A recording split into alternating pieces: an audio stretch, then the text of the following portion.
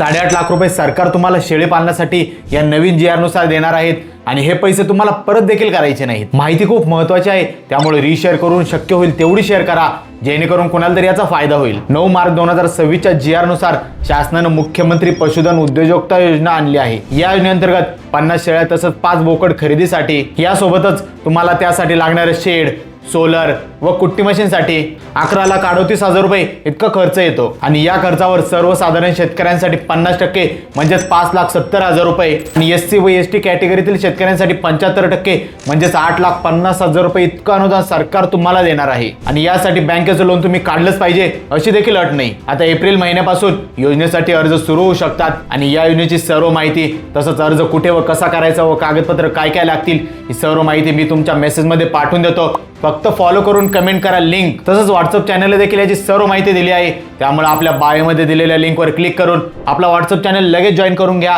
व ही माहिती सर्वांना शेअर करा, जेणेकरून कुणाला तरी याचा फायदा होईल।